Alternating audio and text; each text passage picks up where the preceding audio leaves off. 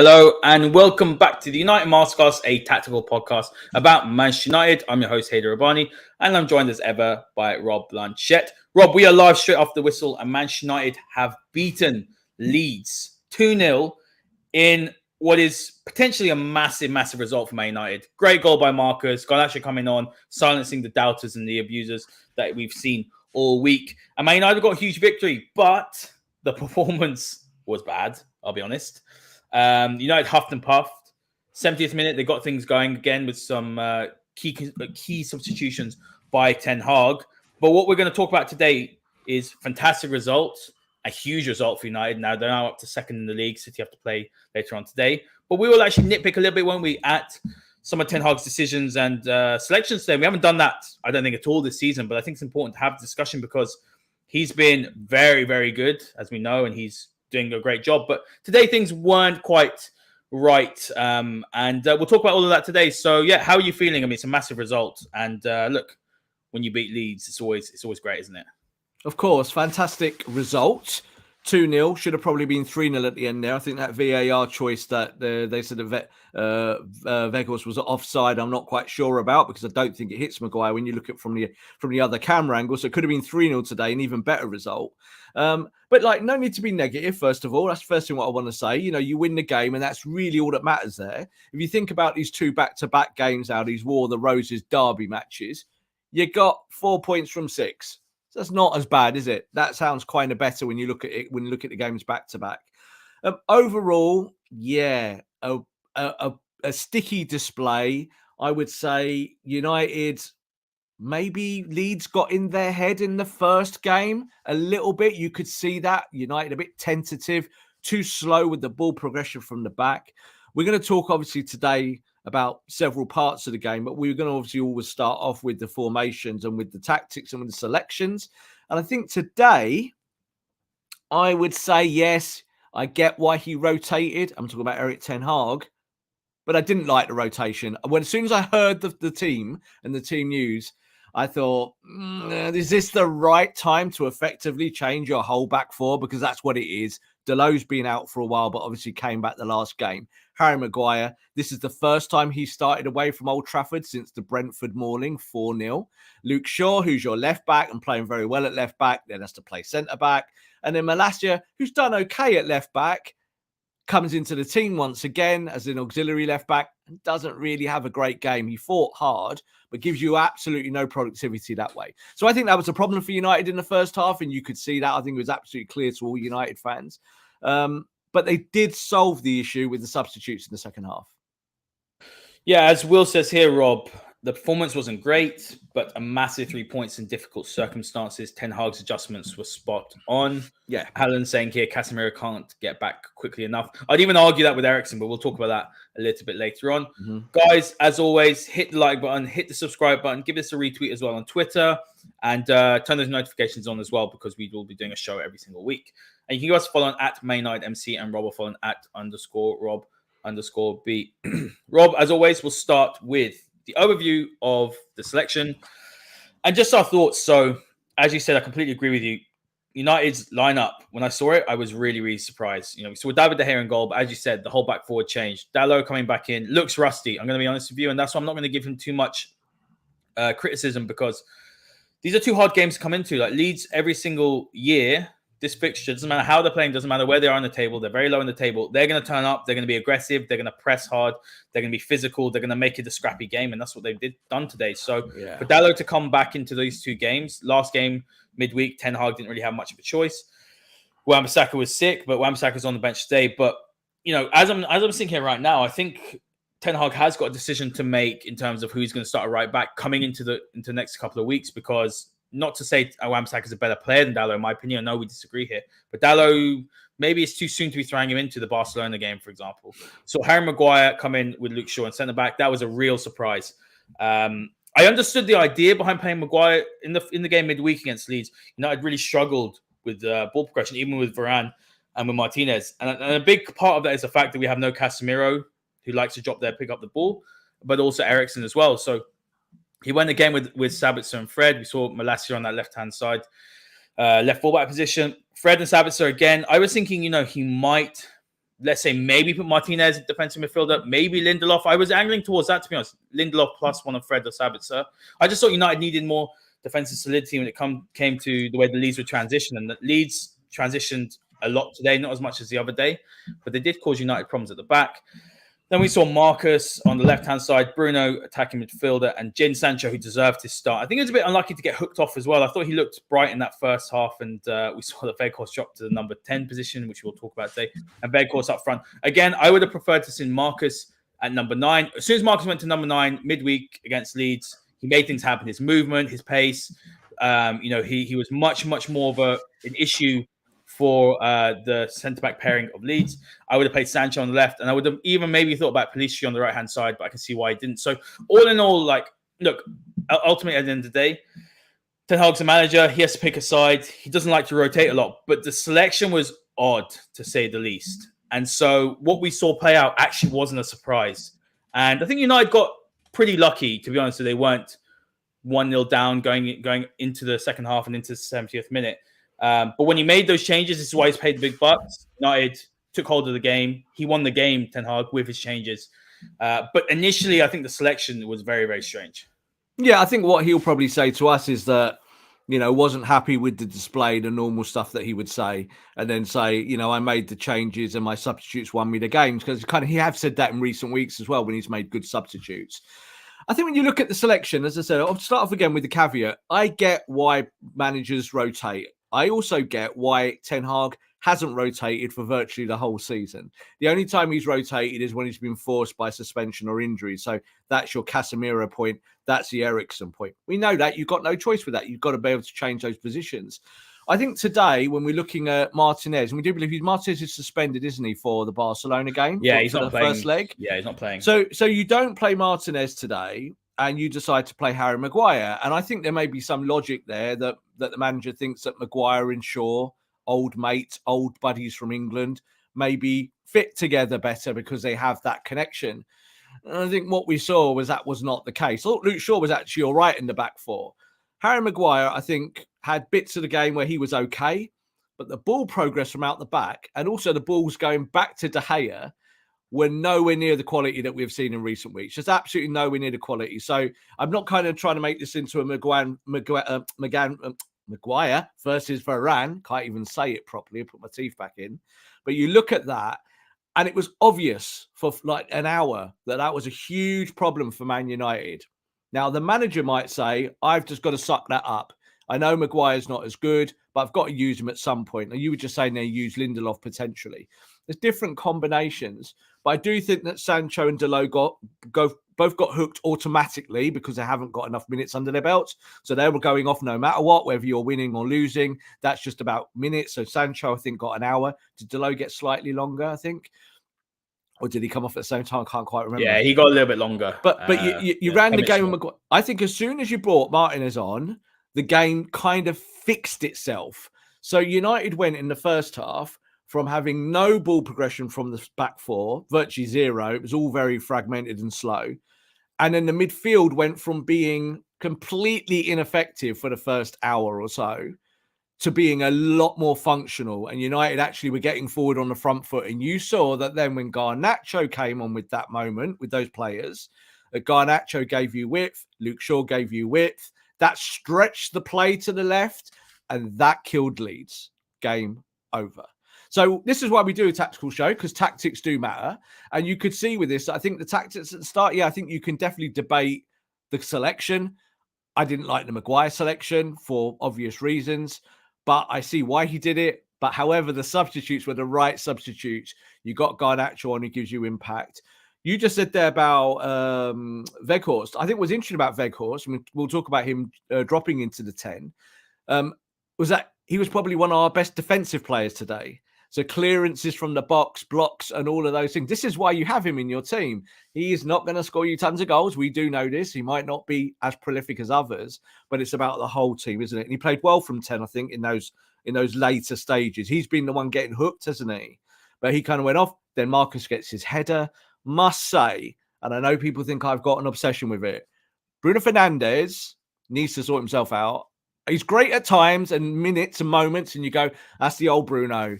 But my God, the first hour as a number 10, he was just rubbish on the ball. Every time he got the ball, never really brought others into play. Rob, who wasn't? Every single player on the pitch. Everyone wasn't, exactly. And I feel like I feel like is. where I'll disagree with you, I think I agree. So what I'll agree with you is, and there's comments here, and they are saying something similar. He's saying Bruno's good. He's not going to be a feature number 10. I think all of that is nonsense because Ten Hag has shown just how important Bruno Fernandes is to his side. Bruno Fernandes is under a microscope more than any other player in this Man United squad. He's a player that's carried United in the past. He's a player that has improved. I think a good comment here from Naga saying Bruno needs rest. He looks tired. He looks overplayed. There's not many rotation options for him. My biggest thing with Bruno is he does silly things. He gives the ball away. But as a whole, Rob, his game has improved, I think, tenfold. He's a better player than he was even when you're scoring all those goals and assists under Oli. My biggest frustration actually with Bruno is more like the kind of the petulance or the consistent yapping at the referee. That's actually what annoys me more than his performances. I think he's a very, very good player. I actually do think he's up there with the best number 10s in the league. And I do think you're a bit harsh on him. I'm going to be honest with you. I just think that you do single him out maybe more than other players. I think maybe because you have a higher standard of him that you expect. He's the captain. I get that. I get that as well. But I do think that when things are going badly, you immediately do go for Bruno. And for me personally, I think that the whole team was poor today from back to front. Hands up. Your captain, Harry Maguire, came aside, was actually pretty good defensively. Made a mistake, nearly obviously got caught by Harrison. But on the ball, Rob, he was awful out the back. And he put United under pressure consistently. Until Martinez came in, you got someone like David De Gea, who's another senior player, again, pour out from the back. And that's actually where United's problems were, rather than, I think, in the final third. It's the fact that they couldn't build from the back and consistently putting themselves under pressure. So while Bruno can be frustrating, and it's good to disagree because I think a lot of times we agree on things, but I think that Bruno Fernandes is always under a microscope. He's always the one that gets blamed for everything. And actually, Fred was poor today. I know he got man of the match. Savitz has struggled a little bit. As a number 10, you can kind of only do your function. If the players behind you aren't giving you the ball in the right areas, then it's very, very difficult to play your game. And totally, I think if that's the thing, if it's down to getting the ball in the wrong areas or players playing you in badly or all of those things, Haider, I'm totally with it. I agree with what you're saying. I do think Bruno Fernandes is a really good player, but I do think that we talk about standards and how we hold players to certain standards.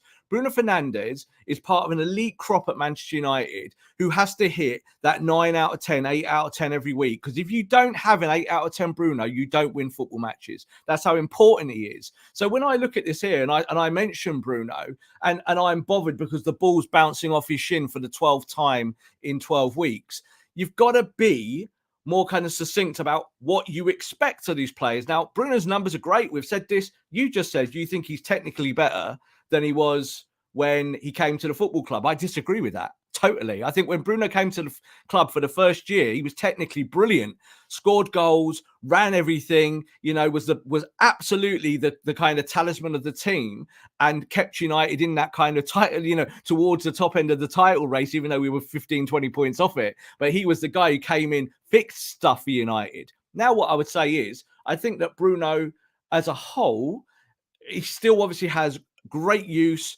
He really is. You said he's one of the best number 10s in the league. I think that's true. I don't think that he's technically as good on the ball as someone like James Maddison, and he should be.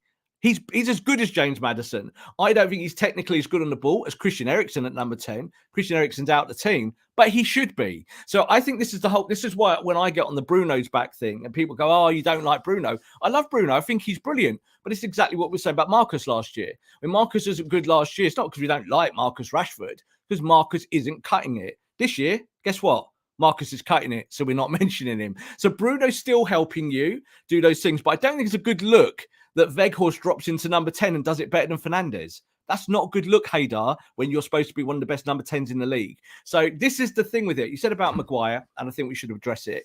The ball out from the back today was poor.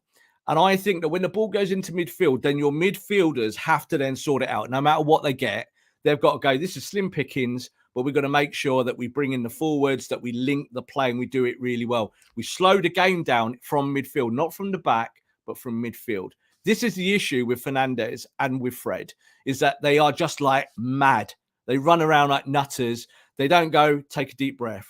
Take a deep breath, put my foot on the ball, and play a simple ball to Jadon Sancho. I don't have to play the Hollywood pass. So you just said that Fred was bad. Fred won man of the match. I think Fred for the last half an hour was excellent. First whole hour of the game, shocking, awful, terrible. Just like, again, running around, losing the ball, slipping over, just like not helping people and helping the opponent more than the United team. So that midfield question is a problem. You could say that Fred and Bruno have got the excuse of that there is no Casemiro, but Haider, you can't have that excuse. You're too senior. You two boys have got to do better. That means just trapping the ball and moving it on nicely. Do all the rest of the stuff that you like to do, but the standard has to be higher, Haider. We're not living in the past Man United times. You know what I thought of the first of this game today? Was it felt very Solskjaer for the first hour, didn't it?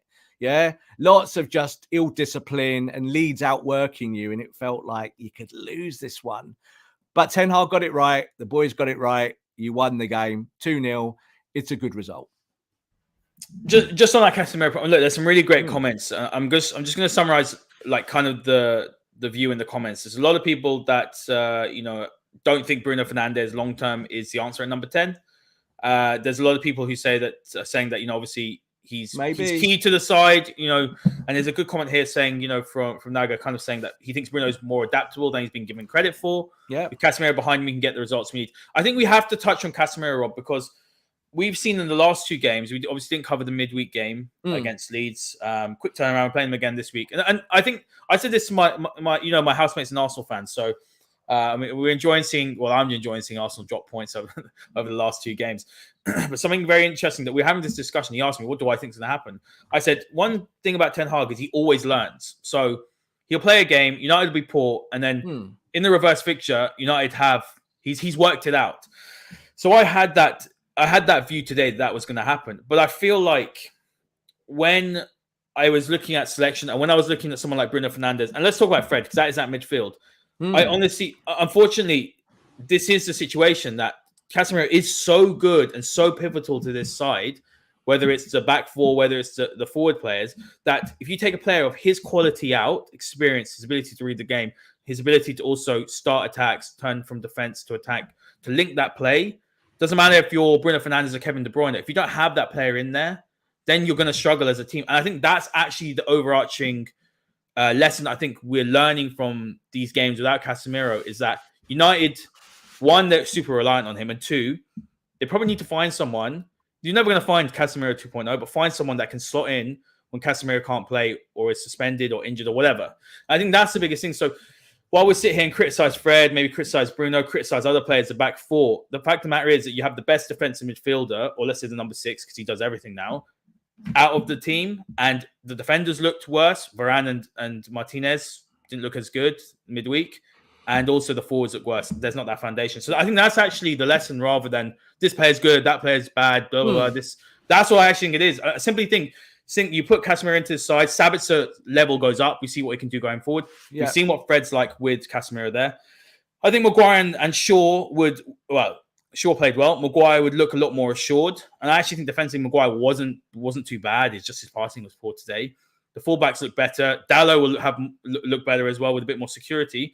And I think United go and win this game much more comfortably. I think they win midweek. I honestly think that is actually what it is. I know we talk about all the tactics here, but Ten Hag doesn't have that cement between the bricks, as he calls Casemiro. And that's what I think that's the issue. Casemiro comes back and decide, I feel we can beat Barcelona. I'm that confident.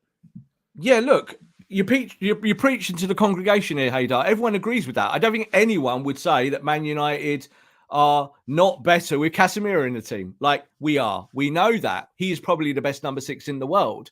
But I don't think that, as I was calling it, like trapping a bag of cement in midfield has got a lot to do just with Casemiro. So when we're talking about Bruno, when we talk about Fred, and we're talking about, I tweeted this at half-time, and I worded it a very specific way because I did want to talk about it in the show. It's about the nuances in your game. Yeah, it's not just about the hard work, the running, the miles, the combativeness. It's about that when the ball comes to you, Haider, that you just put the ball 2 inches in front of you, you keep control, and your head's on a swivel, and you make the right pass. Now, if you make the wrong pass, that ain't because Casemiro ain't there. That's on you. So this is the thing. I think when you look at the team, I saw in there as well in the comments, someone mentioned Anthony. I think we're seeing how much worse Man United are without Massively. Anthony. Yeah. Why? Because Anthony does the work off the ball and gets you going in the right way. So I thought Jadon played well for the 60 minutes today. You can see that he's energized and he's kind of learning the ropes a little bit, the Ten Hag style, what's expected. Lots of running, lots of good intent. Didn't give you a ton of production, but as we said, the team didn't play well for that first hour. And I think that was everyone. So, that's not trying to pick out individuals. That is a team thing.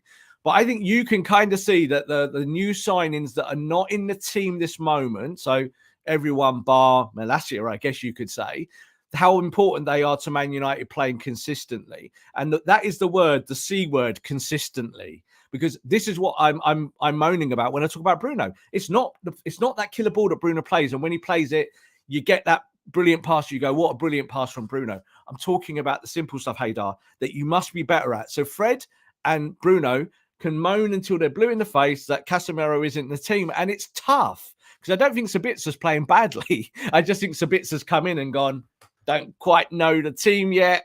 I don't know what to do, but I'm learning on the fly. Yeah, there's no Casemiro. These players have got to be better on the ball, Haider.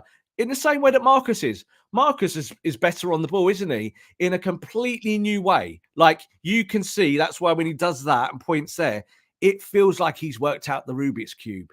And it's like, I know what my job is now. And when I'm in the box, do you know what? I'm going to header it in the top corner, and that's that. He, even before he went off, had that shot, didn't he? Which was just offside. What did he do? Buried it in the bottom corner. Last year, Marcus Rashford puts that into row Z. So he's a killer this year, Rob. Like, so absolute killer. He's a killer this year, Haider, and I want the other 10 players to be killers. So this is the standard. So it's all, I think it's where, like we do as Manchester United, we have done for a while, we nitpick or we look at players and we kind of work around them. You said there about Wan-Bissaka as well at the start. Wan-Bissaka, I'd have preferred to have seen start today, but he's been ill. So then you could look at that. We don't know how ill he was. He came on later in the game. I think he probably is the starter when he's fit now, just because he's not better than Delo at the top end of the pitch. Delo obviously provided an assist, didn't he, the other day from the top end. So you see what you get from him there. But there's definitely a kind of more rounded balance when certain players are doing certain roles. Bruno Fernandes, just to end on the Bruno bit, Bruno's our number 10. I don't know whether this time next year Bruno Fernandes will be a number 10. I don't know, because I think that you could probably go and get a better number 10 functionally to do that role. Bruno, to me, this year, and we've said that it's not his position, he's looked best this season from the right. I don't know why, but when he's on the right, he's got more space and room, and he can actually read the game a bit more. When he's through the middle, he does not link well with whoever the striker is, whether it had been Ronaldo 6 months ago, 3 months ago, Weghorst, I think, No, Martial, you can argue with Martial. Good with Martial. Good with Martial, but small window of opportunity there with Martial because of the injuries. And I think, again, one of the comments said it here, but I did just say it a minute ago, it's not a great look that Weghorst dropped to 10 and looked better than you. It just isn't a good look, not against Leeds. So I thought today also, Haider, our leaders, I always expect more of the leaders. So the people in the team who are supposedly the captains, even whether wear the armband or not, you need a little bit more. I thought Leeds bullied us for 60 minutes. And that's because your leadership function isn't quite working, because you're not being disciplined with the ball on the deck and maybe with each other. But the good thing is that you did work it out. You won 2-0. So I'm not going to go too mad about it when you actually got the 3 points. As I said, 4 points from 6 from this derby match, these 2 derby fixtures. It's all right. You'll take it. Absolutely. Rob, just to touch on Sancho, there's a couple of comments here. People saying he's a little underwhelming on the wings. Maybe he's looking soft out wide. I must have been seeing a different game. Look, he changed the game midweek. I think he looks stronger. He's definitely bulked out a bit. I think he looks quicker as well. He's got a little bit of turn of pace. He needs minutes. He needs minutes, yeah. Like, he's been out for 3 months, but he changed the game. Look, I think if I was to pick my starting front three when everyone's fit, it would be Jadon on the left. It would be Marcus through the middle, and it'd be Anthony on the right. I think that's got nice balance. I think that's got some guile. I'd like to see Marcus playing a bit more centrally now, just because I think that he's really developing that killer instinct in his game. His movement's fantastic in the box. He's starting to add headed goals. I mean, his headed goals are unbelievable. This one today, he got one again midweek against Leeds. I mean, it's an area of his game. He's just gone shot through the roof. And you probably have to turn around and say, Benny McCarthy coming in. We haven't touched on that at all in the podcast, but him coming in looks like he has had an impact on Marcus's game. But what I do want to say about Jadon is that, like, I think you heard Ten Hag speak about him midweek, about how, you know, he's a fantastic footballer, and there's so many levels for Jadon to go up. I think we just got to be a bit patient. He's almost had of course we do, pre-season and then just come in. So this is pre-season. This is like these games he comes back now. That's what I'm trying to say. It's almost like he started pre-season. So I really do think that something I will comment on, and like we're all guilty of it. We can be impatient, but this past week we'll touch on it when we talk about Garnacho's impact. But this past week, I feel like United have been on such a high and been winning games after games after games, back to kind of, you know, back in the day. And I feel like one poor performance or player doesn't play so well, and everyone is just attacking players, or not everyone, but there's there's like a very horrible sort of like air of negativity that's going around the club. And I just think that players are going to have good games and bad games. Man United have won 13 in a row at Old Trafford. We're going to drop points, or we're going to have performances that are not good.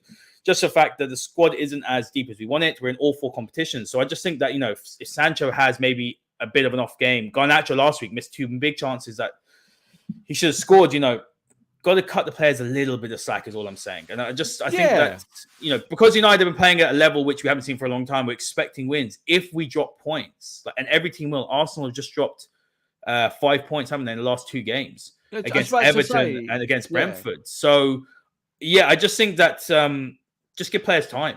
It's a new system, new manager. Ten Hag hasn't even had a year in charge. And that's why I'm not so... There are certain players that I think, you know, their time is up at the club.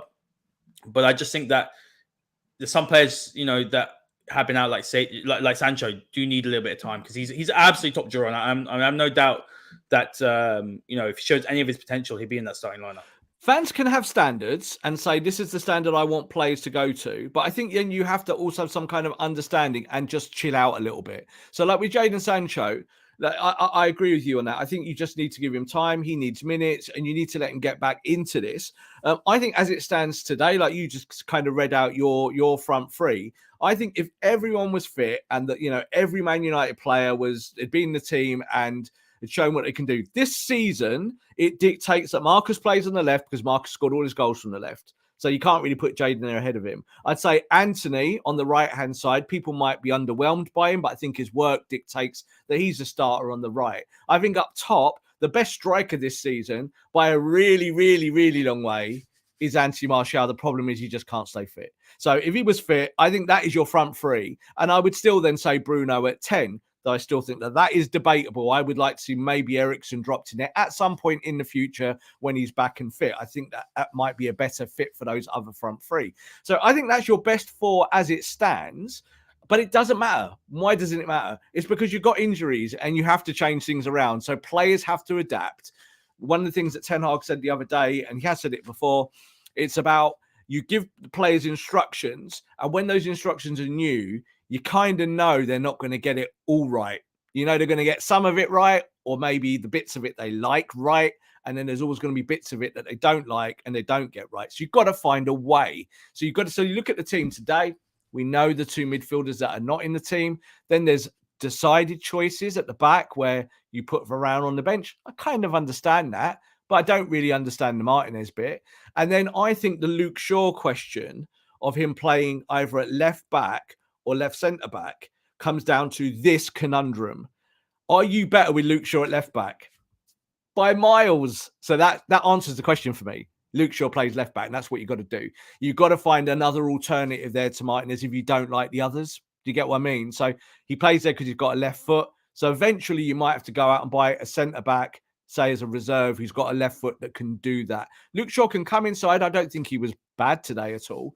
But you could see how fragmented that back 4 was. It just did not work, Haider. So, again, going forward, I think everyone's got their own little mandates to kind of work through for the rest of the season. Everyone's got their own standards to go through. Jadon Sancho also. But I think Jadon will get there. But for me, he's not an automatic starter yet. But I'd rather see him start moments and minutes where you saw Garnacho being the guy from the bench. Why? Because Garnacho is absolutely mustard coming off the bench. Gives you pace, gives you attack, gives you tempo. That was the big change, Haider, in the game. Man United for an hour had no tempo. Let's go into and then we had tempo afterwards. Let's go into Garnacho, because I completely agree. And before we do that, let's talk about midweek, because midweek, he started, Ten Hag started him on the left. And Had two really big chances that he should have scored. Didn't have a great game. Obviously then United dropped points, came from 2-0 down. I think that's probably overlooked as well. United were shocking sort of in the first 10 minutes of each half, conceding goals. Mm-hmm. But generally speaking, at home against Leeds, they did really well. And in the end, we probably should have won the game, really, shouldn't we? If you think about the amount of chances United created. Mm-hmm. And then we saw Garnacho get so much abuse. And I'm not going to name names, but some of the stuff has just been ridiculous. And a lot of stuff gets said, just to get clicks and things like that. We do know that. But I think it has to be addressed that this kid is 18, 19. Yeah, we know they're idiots. But unfortunately, Rob, people do things for clicks but the abuse is ridiculous. It's absolutely ridiculous. And we don't do this on the show. And a lot of us other shows don't do this. But what I will say about him, young kid, 18, 19 years old, has come into the side. He has made himself a regular in the squad at the young age of 18, 19. He is direct, as you mentioned. As you can see here, progressive carries. And this is comparing to players. When I had a look on FBref before we went on the show, he was getting compared to the likes of Bukayo Saka, those sort of players. These are sort of similar players that he was compared against. One of the biggest things that I've been impressed with him is the confidence. He's not phased. But you're right. Off the bench, he is, like you said, he's an absolute killer. He comes on, he attacks the fullback. He's creative. He's got good composure. I think he's got around 3 or 4 goals and 5 or 6 assists, which is a fantastic return. That's nearly 10 goals and assists for a young player in his first breakout season. Mm-hmm. When you have a look at his statistics here on the right-hand side, this is for the season. So you look at his non-penalty goals, he's in the 74th percentile across Europe, which is very, very good. Total shots as well, 82nd percentile. Assists, 88th percentile. And then the ones that I like here is progressive carries. I mean, that's per 90. That's nearly 6 progressive carries per 90 minutes. Mm-hmm. That is huge when you're looking to change a game like we did today, or you're looking to kill an opponent off. Let's say United have been 1-0 or 1-0 up many, many times. Garnacho coming on and just going very direct into the box, taking on the opposition fullback is really, really difficult. And he's created a lot of opportunities. He came on in the City game. We got the Marcus goal as well.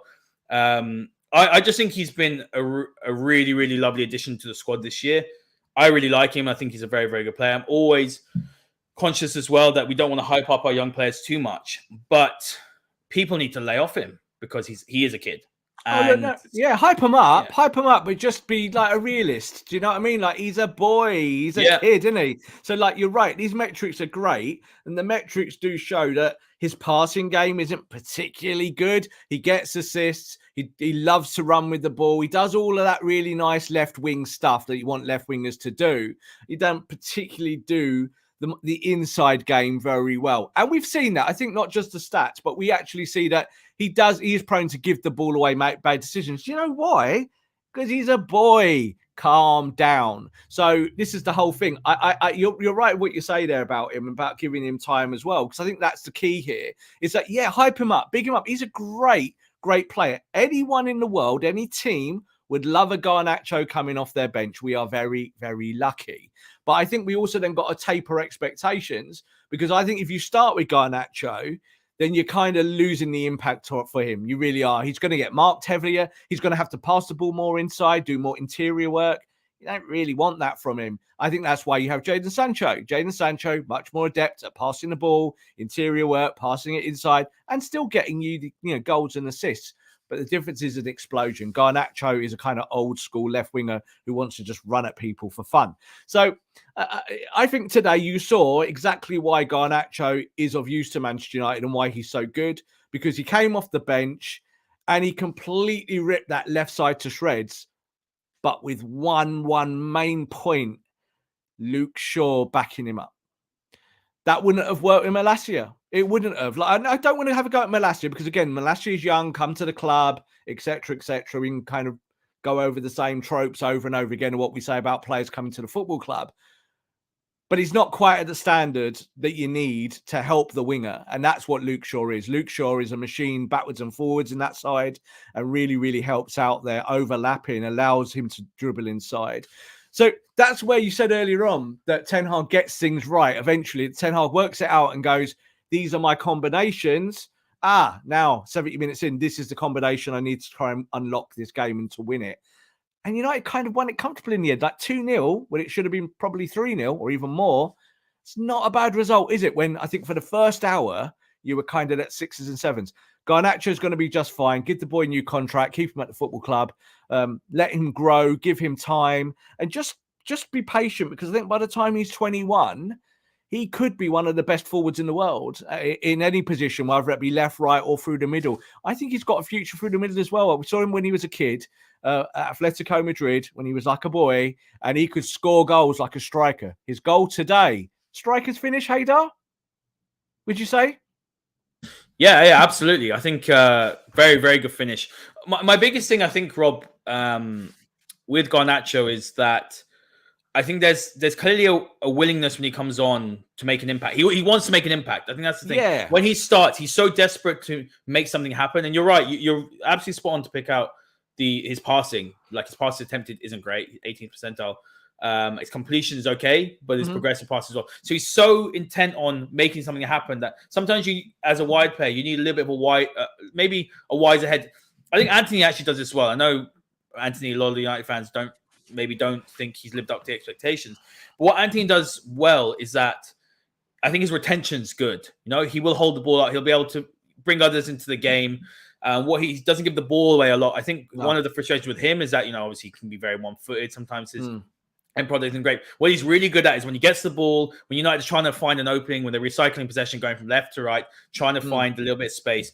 What Anthony does really well, he has the ball, plays it back inside, maybe holds onto it, brings Wan-Bissaka into it, or Dalot, whoever it is. I think what Garnacho will learn and needs to learn in time is that element of the game. I think he's so keen on impressing and making his mark and really, really, you know, really wowing Erik ten Hag, that sometimes you see he gives the ball away. He's a bit rash. And I think that's the thing. So I agree with you, by the way, with the striker's finish. He could play more centrally. I think United got a seriously good talent here. And Ten Hag doesn't play youth players just like that, just because they're young. You have to earn your spot. And the fact that he is playing this many minutes and he's contributed and won games to Man United, I'd go back to the Fulham game before the World Cup. Like, I'm delighted we have a player like this at the squad, in our squad and at the club, that can grow and develop. And I think Ten Hag knows what talent he does have on his hand. Yeah, look, Garnacho in many ways is just a left-sided Anthony. Like, he really is. Like, but the difference is, I think Garnacho's got more of a kind of nose for goal, definitely. Kind of knows where the lane is to get into the lane, to get a decent shot off. Anthony, on the other hand, likes to just cut inside, swing the ball in the top corner, which he can do himself. Just look at one of the metrics here. This is why this year, and the manager again did say this a few weeks ago about why he didn't buy another player in the wide areas, talking about Cody Gakpo. So the reason why he stuck with Garnacho, just have a look at the interceptions. So the interceptions there, he's in the 95th percentile. So I'm going to do kind of my own quasi way with my fingers again, like I used to with double pivot when we used to talk about it. Talk about the wider players. What do the wider players do now? So the wider players go up and down, don't they? Yes, we know that. But wide players now have to invert to a point where they can read the interception. If you come inside, you cut that ball out from the centre-back to the left wing or even to the forward. It depends where you're standing. Now, that's trained. That's a tactic. That's something they practice every day of the week. What you're seeing here with Garnacho, with those metrics, is that he knows how to do that really well. He's good at it. So it doesn't matter about tackles or pressing. You just need to be able to kill the lane. Don't let that pass come through. And he's up there with the metrics or interceptions and blocks. So I think this is what you see from Garnacho and why he's been so successful so young, is that, yeah, he's got a lot to learn, but he kind of is doing what Anthony's doing on the other side, and that gives you symmetry on the left and the right.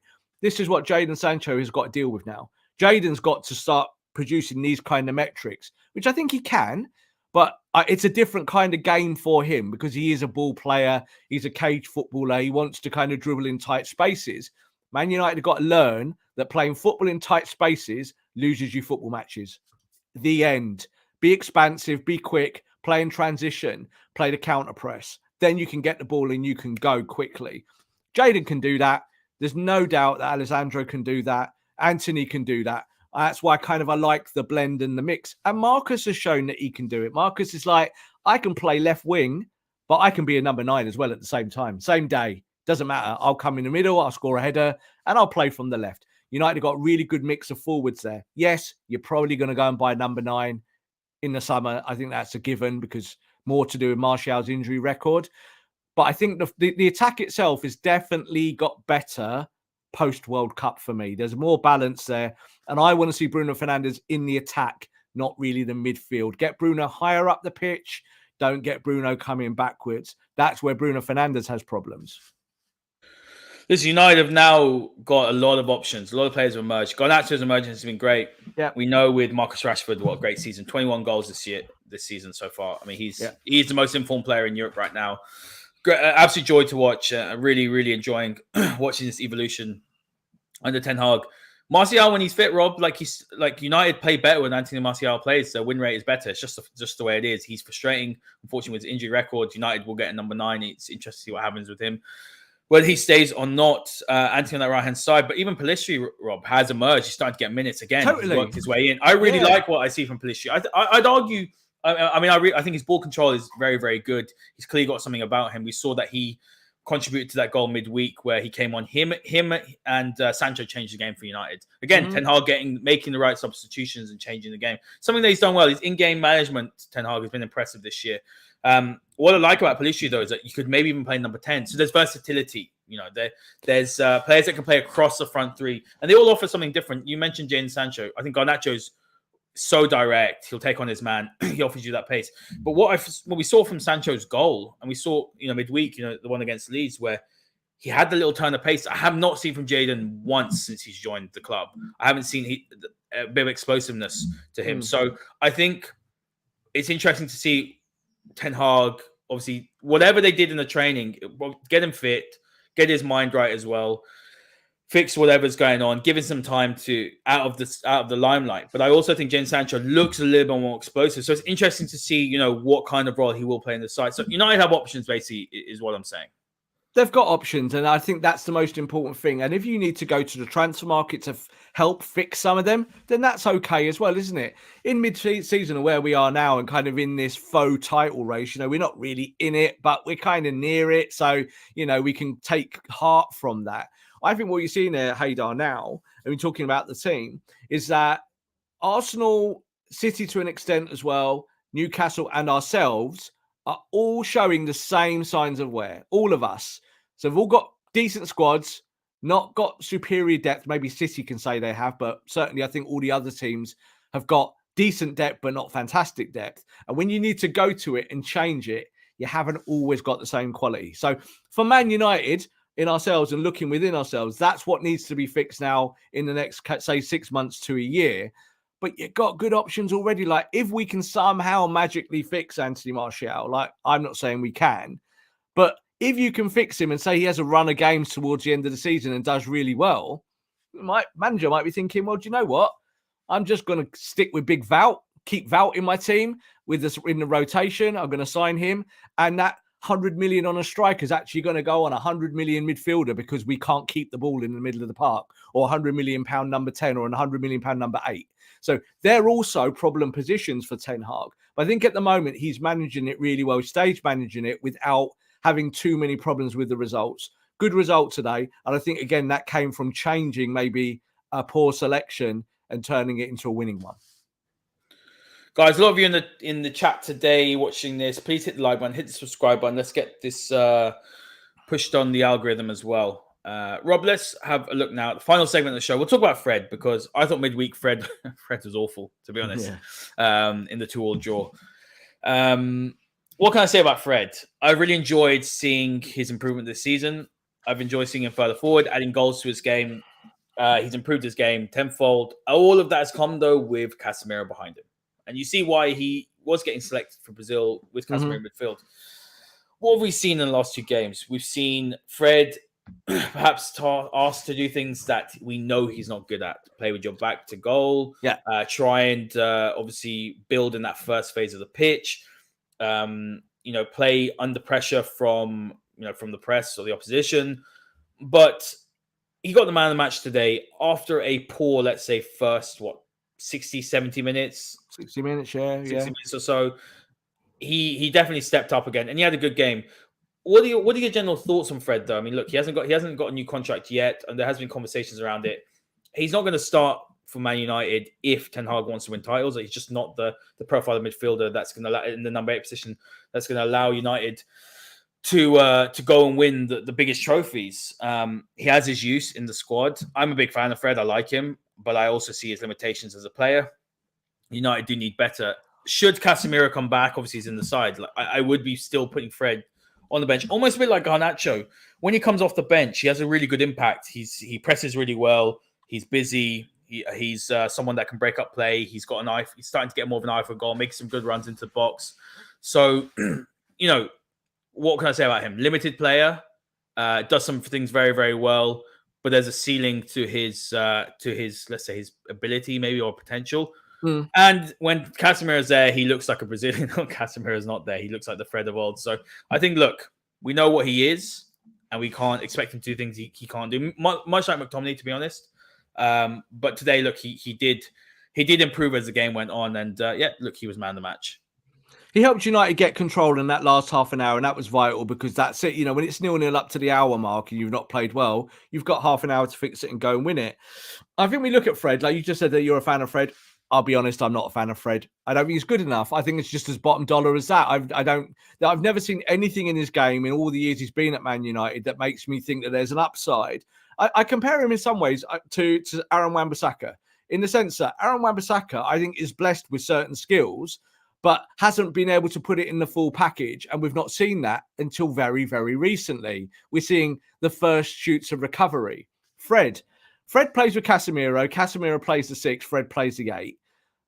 I still don't think as an 8, Fred is great. Like today, he had an expected XG there from the number 8 of 0.03. That's not good enough for number 8. Sorry. You've got to be in the box sometime at some point in the game, and you'd have a bigger XG than that. You would help the forwards. He doesn't really help the forward play. He runs around a lot, Haider. He's combative. He can fight, but he's actually not technical enough to be a 6. And that's a problem. So you would probably prefer his skill set as a number 6 because he's not really a ball player, really. Not really, just kind of likes to fight, doesn't he? Likes to run around.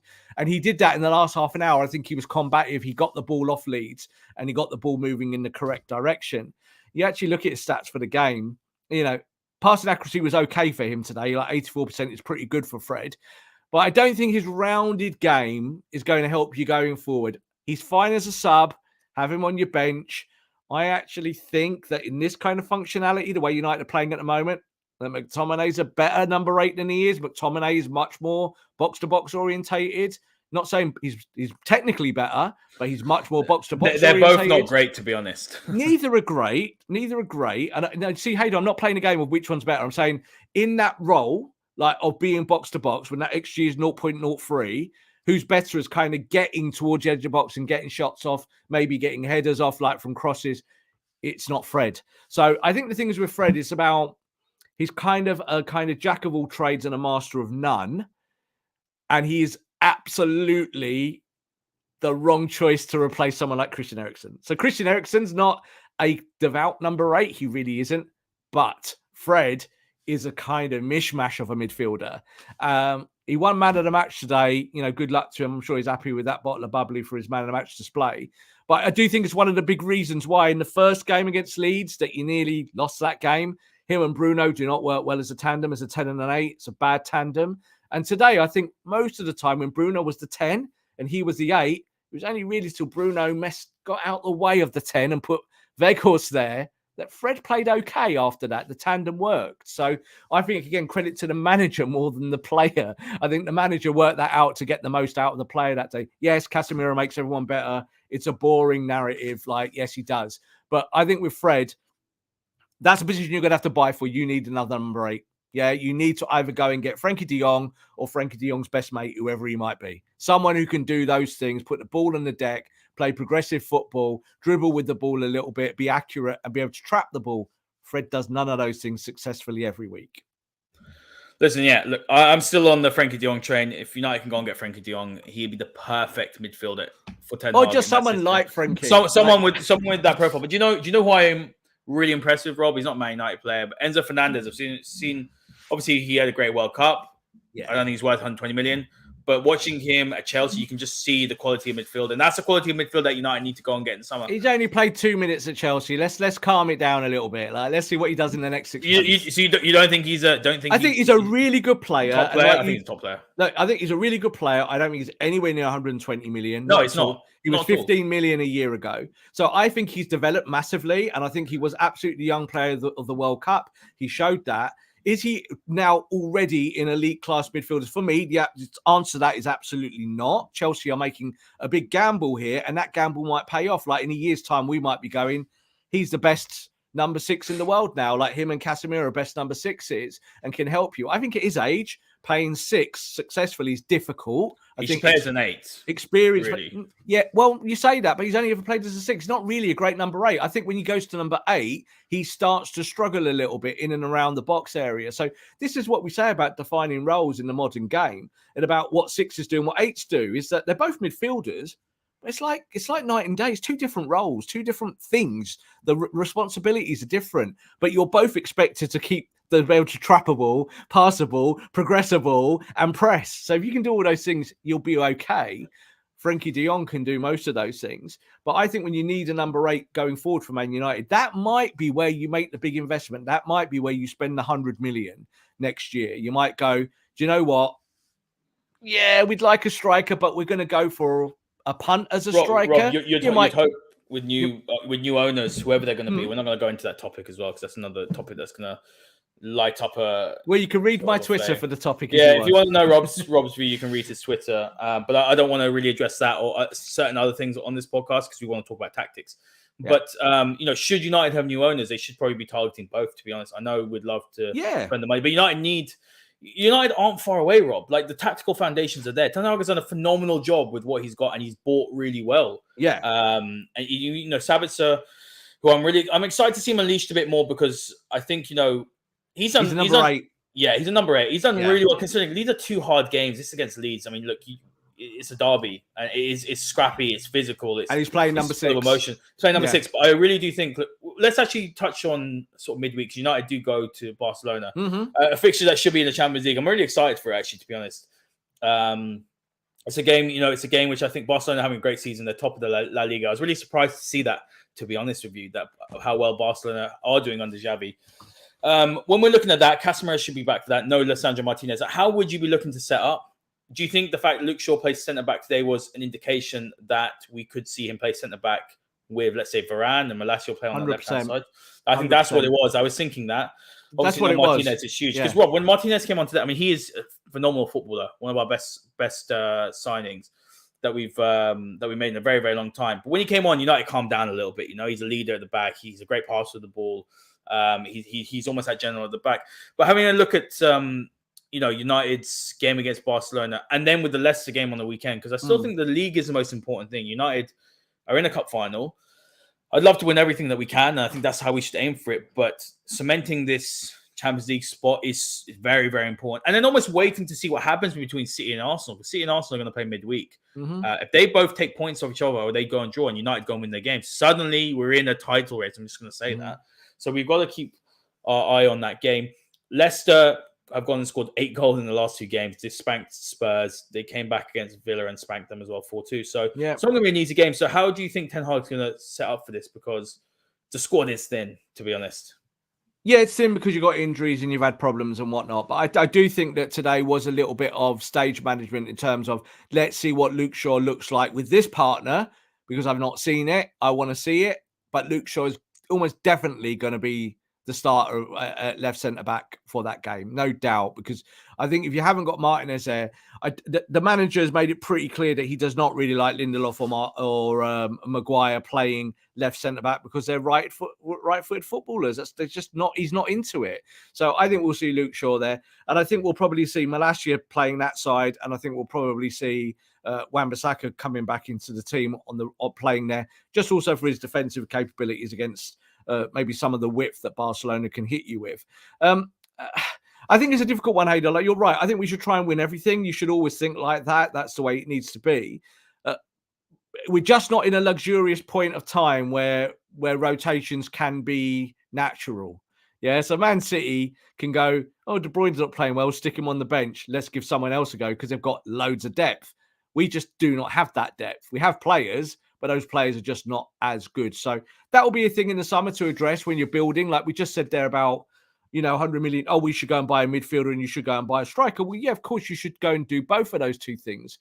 But in the current game and the way Chelsea are blowing the market up and inflated everything, that's going to cost you probably 250, 300 just on 2 players. So it doesn't matter who the owners are then, and there's other decisions to be made, do you know what I mean, about how you build your project. So lots of questions, I think, for United going forward. We've seen the question today that you're not quite as good when you rotate, but they stage managed it. They got out of jail. They did the work. I think that last 20 minutes, I was really pleased because the character came through. Yeah, United's character that they've built over these last 20, 30 games, the character of being fighters and working out problem solving on the job. They did that against the Leeds team that weren't really offering a lot of bite, but Leeds would have beaten you today if you'd given them the opportunities that you gave them at Old Trafford. So we didn't really give them those chances today. They had opportunities, but it wasn't nearly as kind of over as it was at Old Trafford. And we got away with it. You got away with it. You take your 3 points. You smile, you laugh, you go on to the next match, and you hope that those people around you in the table, those teams, that they all continue to drop points too. And guys, we're going to finish on that. Thank you so much for all your comments, and make sure to hit the like button, hit the subscribe button, give us a follow on at MayNightMC, and give Rob a follow on at _Rob_B. Huge victory for United today. Massive 3 points. Always great to beat Leeds. We've got another game left without Casemiro. We'll see you all next time.